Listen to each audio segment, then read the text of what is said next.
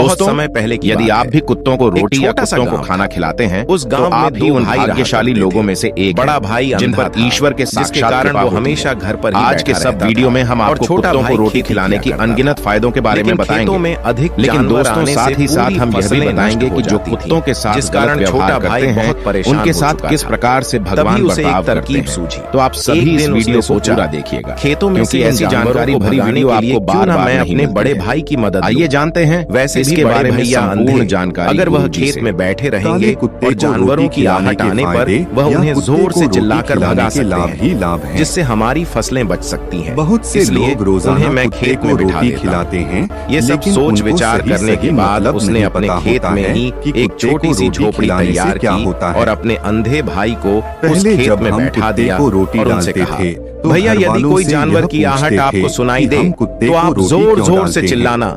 यह सुनकर वह जानवर यहाँ से भाग जाएंगे और हमारी फसलें नष्ट होने से बच जाएंगी। बड़ा भाई अपने छोटे भाई की बात मान लेता है और वो उस दिन से खेत में ही रहना शुरू कर देता है। जब भी किसी जानवर की आहट उसे सुनाई देती तो वो तुरंत जोर जोर से चिल्लाना शुरू कर देता, जिससे वह जानवर उसके खेतों से भाग जाते। इस दौरान क्या ऐसा करते करते कई दिन बीत लेकिन जहाँ तक तभी एक दिन उसके खेत में सिर्फ एक हिरण भागता हुआ था है और वह खेत के बांध को तोड़कर वहां से भाग गया। लेकिन उसी हिरण का पीछा करते हुए एक राजा भी उस खेत में आ पहुंचा। तभी राजा की नजर उस अंधे भाई पर पड़ती है। यदि राजा उस व्यक्ति से कहता है, देखो मैं यहाँ पर एक जानवर का पीछा करते हुए आया हूँ, क्या तुमने उस जानवर को यहाँ पर देखा है? इस पर वो व्यक्ति कहता है, हे राजन, मैं तो अंधा हूँ, मैं भला किसी जानवर को कैसे देख सकता हूँ? लेकिन मैं आपको इतना जरूर बता सकता हूँ कि जो जानवर मेरे खेतों से होकर भागा है वह आपके लायक नहीं है। आप उसके पीछे अपना समय यूं ही व्यस्त कर रहे हैं। राजा उस अंधे व्यक्ति की बात सुनकर बड़ा अचरज में पड़ गया। जानवरों के वो ये सोचने लगा कि आखिर यह तो अंधा है, फिर इसे कैसे पता रहेगा जिसे हिरण को मैं तलाश रहा हूँ आज भी वह हिरण मेरे लायक है ही नहीं। यह अंधा व्यक्ति मुझे कैसे बता सकता है? तभी राजा उस अंधे व्यक्ति से कहता है, कहीं तुम मुझसे झूठ तो नहीं कह रहे हैं? तरफ रख दिया एक तरफ तुम ये कहते हो कि तुम अंधे हो और दूसरी तरफ तुम ये भी कह रहे हो कि जो जानवर यहाँ से भागा है वो मेरे लायक नहीं है। इस पर वो अंधा व्यक्ति कहता है, हे राजन, जिसे आप एक हिरण समझ रहे हैं, असल में वह एक हिरण नहीं है बल्कि एक हिरणी है और वह भी गर्भवती है। और जहाँ तक मुझे ज्ञान है मैंने कभी किसी राजा को किसी गर्भवती हिरणी का शिकार करते हुए नहीं सुना है। और इसी कारण मैं आपसे ये कह रहा हूँ कि वो आपके लायक नहीं है। आप उसके पीछे अपना समय व्यर्थ न करें। यह सुनकर राजा और भी अचरज में पड़ गया। वो ये सोचने लगा कि आखिर ये अंधा आदमी यह कैसे जान सकता है कि वो हिरणी है और गर्भवती है। राजा कुछ देर सोच विचार करने के बाद अपने सेनापति से कहता है, सेनापति जी, मुझे वो जानवर जिंदा चाहिए क्योंकि मुझे यह पता करना है क्या वो हिरणी है और क्या वह गर्भवती है, क्योंकि यह अंधा आदमी बहुत विश्वास के साथ कह रहा है और मुझे इस बात की पुष्टि करनी है। यदि वह हिरणी हुई और गर्भवती हुई तो वह हमारे शिकार के लायक नहीं है, क्योंकि हम तो एक हिरण का पीछा कर रहे थे। इसलिए जाओ और पता करो कि क्या वो हिरणी है। और यदि सेनापति राजा से आज्ञा लेकर आगे की ओर बढ़ चलता है और कुछ देर बाद जब वह वापस लौटकर आता है तो वह राजा को कहता है, हे राजन, इस अंधे आदमी ने जो भी बातें कही हैं वो बिल्कुल सही है। वो एक हिरणी ही है और वह गर्भवती भी है। यह सुनकर राजा आश्चर्यचकित रह गया। उसे समझ नहीं आ रहा था कि आखिर अंधा आदमी कैसे पता कर सकता है कि वह जानवर एक हिरणी है और तो और वह गर्भवती है। भला एक अंधा आदमी यह कैसे देख सकता है, यह कैसे जान सकता है? आखिर इससे यह कैसे पता चला? ऐसे कई सारे प्रश्न अब राजा के मन में उमड़ने लगे। अब राजा ने यह ठान लिया था कि मुझे इस बात की तह तक पहुंचना ही है कि आखिर ये अंधा आदमी कैसे जानता है कि वह जानवर एक हिरणी है। ये सोचकर राजा उस अंधे आदमी के पास जाता है और उस अंधे आदमी से कहता है, तरह के नुकसान हुए। जैसे मैं ये तो नहीं जानता कि तुम सचमुच अंधे हो या नहीं,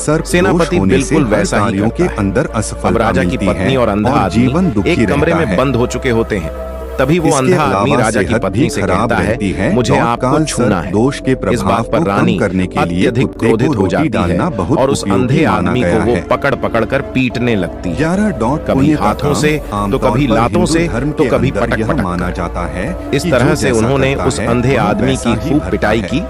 उसके बाद किसी क्योंकि तरह से हिंदू वह धर्म में अंधा कर्म आदमी सिद्धांत की अपनी जान मान्यता है। बचाकर वहां से भाग निकलता है मतलब यदि और आप वह राजा अच्छे के कर्म पास करते पहुंचता है हैं तो आपके और वह साथ राजा से अच्छा कहता ही है, होगा, हे लेकिन राजन, यदि कोई बुरे कर्म आपकी करता पत्नी है पतिव्रता तो उसके नहीं है। साथ बुरा ये ही बात होता सुनकर है। राजा डॉग, यदि अत्यधिक आप क्रोधित कुत्ते हो को उठता रोटी है डालते हैं और राजा अपनी संसार तलवार कल्याण निकाल की कर भावना सीधा अपनी रखते पत्नी हैं, की ओर तो जाता ईश्वर है कभी और भी क्रोधित आपके होकर साथ वह गलत अपनी नहीं रानी से करेगा। कहता है,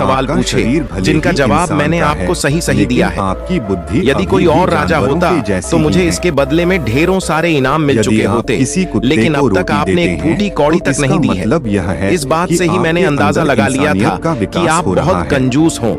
यह बात सुनकर आप राजा दूसरों जोर के जोर दुख से दर्द हंसने को लगा धीरे और धीरे कहता समझ है रहे कि हैं। आप जो भी मांगेंगे वह और मैं यही आपको चीज अवश्य हर दूंगा। एक इंसान लेकिन के मुझे ये अंदर बताओ होनी कि चाहिए। तुम्हें कैसे पता चल जाता है लेकिन कि आजकल कौन सी यह बात सही देखने को है मिलता और है कौन सी कि गलत। किसी के अंदर तुम भी किसी यह भी बात सब का बचा इतना ही सटीक नहीं और है। सही जवाब कैसे दे पाते हो? हर कोई इस एक पर वह दूसरे अंधा को आदमी मारने कहता है, और काटने के लिए हे लगा है। राजन, आप इस बात मैं को तो समझ वैसे ही सकते अंधा हैं। हूँ।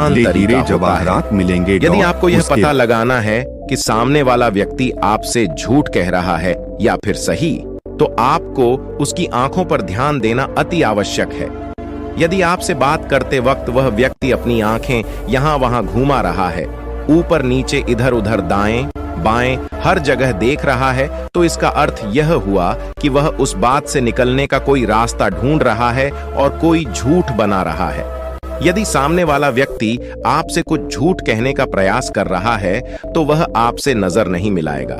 वह यहां वहां देखेगा, ऊपर नीचे देखेगा, लेकिन वह आपकी आंखों में आंखें डालकर कभी नहीं देख पाएगा, क्योंकि उसे डर है कि यदि उसने आपकी आंखों में आंखें डालकर देखी तो उसका झूठ पकड़ा जाएगा और लोगों को सच्चाई का पता चल जाएगा।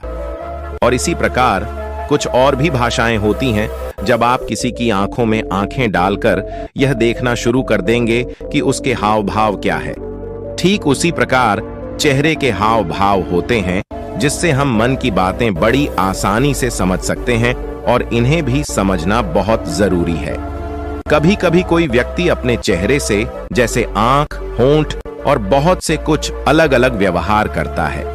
यदि आप किसी व्यक्ति के चेहरे में गौर करेंगे तो आप आसानी से समझ पाएंगे कि वह व्यक्ति निराश है, जब व्यक्ति बहुत उदास है, या फिर वह बहुत खुश है, या फिर उससे कोई बहुत बड़ा दुख है। वह अपने अंदर क्या महसूस कर रहा है, ये सारी बातें हम उसके चेहरे के हाव भाव से पता कर सकते हैं। फिर चाहे इंसान जुबान से कुछ बोले या ना बोले, लेकिन आप उसके चेहरे से सब कुछ पता कर सकते हैं।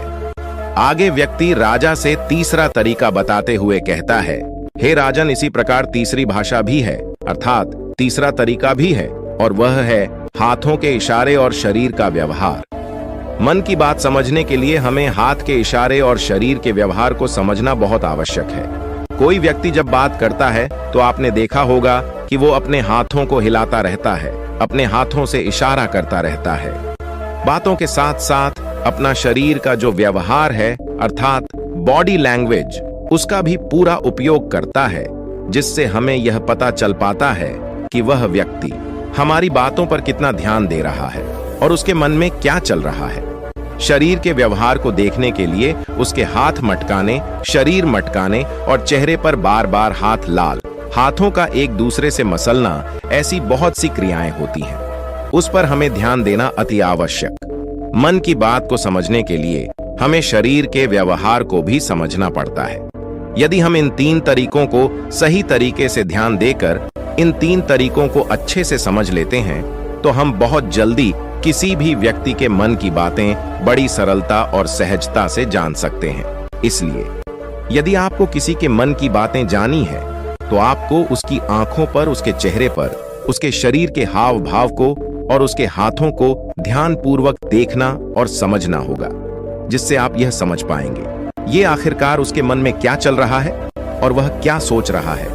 लेकिन उनसे पहले आपको अपने मन को एकाग्र करना होगा, शांत करना होगा और अपने मन को वर्तमान में लाना होगा। तभी आप उस व्यक्ति की इन सभी क्रियाओं पर ध्यान दे पाएंगे, उन्हें समझ पाएंगे। अन्यथा आप यदि अतीत की घटनाओं में व्यस्त हैं, भविष्य की योजनाओं में व्यस्त हैं, तो आप उस व्यक्ति के हाव भाव पर कभी ध्यान ही नहीं पाएंगे और ना ही आप कभी यह समझ पाएंगे कि आखिर उस व्यक्ति के मन में क्या चल रहा है, वह क्या सोच रहा है। आपने देखा होगा कि ऐसे कई बड़े संत महात्मा हैं जो बड़ी ही शांति से आपको देखते हैं और आपको देखकर ही यह बता देते हैं कि आपके मन में क्या चल रहा है, आप उनसे क्या जानने आए हैं। और इसका सबसे बड़ा प्रमुख कारण यही है कि वह आपको पढ़ सकते हैं, आपको समझ सकते हैं, आपकी मन की बातें जान सकते हैं, क्योंकि उनका मन एकाग्र है, शांत है, और यही कारण है कि वह आपके मन की बातें बड़ी सरलता से समझ जाते हैं। भगवान शिव नंदी से कहते हैं, यह कथा को पूरा सुने और आधा अधूरा छोड़ के जाने की गलती न करें। भगवान शिव कहते हैं कि कोयला गर्म हो तो हाथ जला देता है, ठंडा हो तो हाथ कला कर देता है। बहुत समय पहले की बात है, किसी गांव में एक सम्राट था। उस सम्राट के पास सब कुछ था, बेशुमार दौलत थी, अच्छी प्रजा थी जो उसका ख्याल रखती थी, उसके आदेशों का पालन किया करती थी और वह भी अपनी प्रजा का खूब ध्यान रखा करता था। उन्हें कभी किसी चीज की कोई कमी महसूस नहीं होने देता था। कहने को तो उस सम्राट के पास सब कुछ था, किसी चीज की कोई कमी नहीं थी, लेकिन उसका मन कभी किसी एक काम पर नहीं टिक पाता था। वह जब भी किसी भी चीज को करने का प्रयास करता तो उसका ध्यान कहीं भटक जाता। इस चीज को लेकर वह बहुत चिंतित रहता था। कई बार वह अपने बगल के राज्य के राजाओं से भी मिला था और सभी ने उसे अलग अलग राय दी थी। सभी ने उसे अलग अलग तरीके बताए थे। जो भी तरीके उस सम्राट ने सुने थे, उन तरीकों को अपने जीवन में उतारा, लेकिन उन उपायों से उसे कोई लाभ ना मिला, जिसके कारण वह हमेशा चिंतित रहता, परेशान रहता। कई बार तो रातों को उसे नींद भी नहीं आती और वह केवल करवटें बदलता रहता। एक दिन सम्राट के कानों तक एक बात पहुंची कि उसके राज्य में एक ऐसा असाधारण व्यक्ति है जिसके शब्द अनमोल है, जिसके एक एक शब्द में जीवन का रहस्य छुपा है, जीवन का सत्य छुपा है, और उस व्यक्ति से मिलने के लिए लोग दूर दूर से आते हैं। क्योंकि हर व्यक्ति की समस्या का समाधान वह बहुत ही सरलता और आसानी से करता है। यह बात सुनकर सम्राट बहुत प्रसन्न हुआ। उसे लगा कि अब उसके सवालों का जवाब उसे मिल जाएगा। इतनी तारीफ सुनकर सम्राट ने यह तय किया कि वह तुरंत ही जाकर उस व्यक्ति से मिलेंगे और उसे यह भी पता चल जाएगा कि जो लोग उनकी इतनी तारीफ कर रहे हैं, क्या वह सच है या नहीं। अगले दिन सुबह सुबह वह सम्राट उस व्यक्ति से मिलने के लिए निकल गया। रास्ता कुछ ज्यादा ही लंबा था, जिस कारण सम्राट ने बीच रास्ते में आराम किया। वहां पर उपस्थित हर कोई उस व्यक्ति के बारे में जानता था। जब सम्राट ने उनसे उस व्यक्ति के बारे में पूछा तो वे लोग उस असाधारण व्यक्ति की खूब तारीफ कर रहे थे। तभी सम्राट ने सोचा कि लगता है यह व्यक्ति बहुत बुद्धिमान है, बहुत ज्ञानी होगा और प्रभावशाली व्यक्ति होगा, अन्यथा हर कोई उसकी इतनी तारीफ नहीं करता। जरूर ही उस व्यक्ति में ऐसी कोई बात अवश्य है जिसके कारण हर कोई उन्हें जानता है और उनकी तारीफ कर रहा है। उस व्यक्ति की तारीफ सुनकर सम्राट के मन में उस व्यक्ति से मिलने की उत्सुकता और अधिक हो गई। अब वह सम्राट जल्द से जल्द उस व्यक्ति से मिलना चाहता था, जिसके कारण वह आगे का सफर तय करना शुरू कर देता है। जैसे तैसे वह सम्राट उस व्यक्ति के आश्रम पहुंचा, पर आश्रम में उसे कोई नजर नहीं आया। आश्रम के पीछे एक छोटा सा बगीचा था। जब सम्राट वहां पहुंचा तो उसने देखा कि एक माली बगीचे में काम कर रहा था। उसका पूरा शरीर मिट्टी से लथपथ, पैरों में कोई चप्पल नहीं थी। इसको देखकर सम्राट ने माली से कहा, सुनिए महोदय, इस आश्रम के मालिक कहाँ हैं? मैं उनसे मिलने आया। इस पर वह माली जवाब देते हुए कहता है, श्रीमान आप अंदर बैठिए, मैं उन्हें बुलाता हूं, वह जल्द ही आपसे मिलेंगे। माली की यह बात सुनकर सम्राट अंदर कुटिया में जाकर बैठ गया और उस असाधारण व्यक्ति के आने का इंतजार करने लगा। कुछ देर प्रतीक्षा करने के बाद जब असाधारण व्यक्ति उस सम्राट के सामने पहुंचा, उसने देखा कि यह तो वही व्यक्ति है जो बगीचे में काम कर रहा था। सम्राट ने उन्हें नमस्कार किया और बहुत हैरानी से कहा, अरे आप तो वही माली है जो बाहर बगीचे में काम कर रहे थे, लेकिन अब की बार तो माली एक बौद्ध भिक्षु के रूप में आया था। तभी बौद्ध भिक्षु सम्राट से कहते हैं, सम्राट मेरा मजाक माफ कीजिए, मैं बगीचे में छोटा सा काम कर रहा था। मैं ही यहाँ का माली हूँ और मैं ही वह असाधारण व्यक्ति हूँ जिससे आप यहाँ इतनी दूर मिलने आए। कृपया करके अपने आने का कारण बताएं। इस पर सम्राट उन बौद्ध भिक्षु से कहता है, हे महाराज, मैंने सुना है कि आप जैसा व्यक्ति इस पूरे राज्य में नहीं है। मैंने आपकी तारीफ सुनी है, मैंने आपके बारे में कई सारी अच्छी बातें सुनी हैं। मैंने यह भी सुना है कि आपके पास जो भी अपनी समस्या लेकर आता है उसकी समस्या का समाधान आप अवश्य करते हैं। इसी कारणवश मैं आज आपसे यहाँ पर मिलने आया हूँ और मैं आपसे उपदेश सुनना चाहता हूँ, लेकिन मेरे मन में एक शंका है। इस पर बौद्ध भिक्षु सम्राट से कहते हैं, कैसी शंका? इस पर सम्राट कहता है, मैंने बहुत से विद्वानों को देखा है, बहुत से ज्ञानियों को देखा है। वे जब भी चलते हैं तो उनके पास तरह तरह की ज्ञान की किताबें होती हैं। उनके पास ऐसा कोई ना कोई संकेत जरूर नजर आता है जिससे यह पता चल सकता है कि वे लोग ज्ञानी हैं। लेकिन आपके पास तो ना कोई ज्ञान की किताबें हैं और ना ही कोई ऐसी कला के संकेत आप में नजर आ रहे हैं, लेकिन उसके बावजूद आप बहुत शांत नजर आ रहे हैं। क्या आप मुझे इसका रहस्य बता सकते हैं? इस पर बौद्ध भिक्षु मुस्कुराने लगे और सम्राट से कहते हैं, मेरा ज्ञान तो इस संस्कार में प्रकृति के रूप में हर जगह है। मैं अपना ज्ञान जीवन की सरल और साधारण वस्तुओं से ही लेता हूं। पर महाराज, आप यहाँ किस समस्या को लेकर परेशान हैं?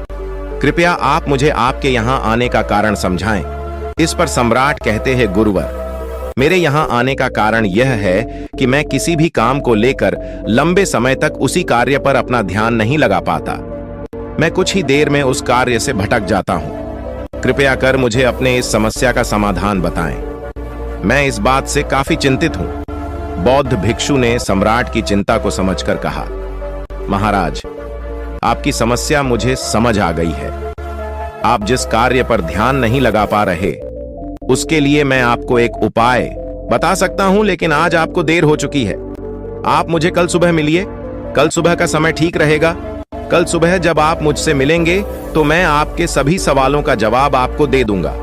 यह कहकर बौद्ध भिक्षु वापस अपने बगीचे में लौट गए और वह सम्राट भी वापस अपने महल लौट गया। लेकिन सम्राट को रात भर नींद नहीं आई। वह बस यही सोच में लगा था कि आखिर बौद्ध भिक्षु मुझे क्या बताने वाले हैं। वह तो मुझे एक साधारण से माली नजर आ रहे हैं, लेकिन जिस तरह से उनका मन शांत था, जिस तरह से वह शांत नजर आ रहे थे, यह बहुत आश्चर्य करने वाली बात है। रात भर सम्राट इन्हीं ख्यालों में खोया रहा। अगले दिन सुबह सूरज निकलने से ठीक पहले सम्राट उस आश्रम पर वापस पहुंचा। वहां पर बौद्ध भिक्षु पहले से ही उपस्थित थे।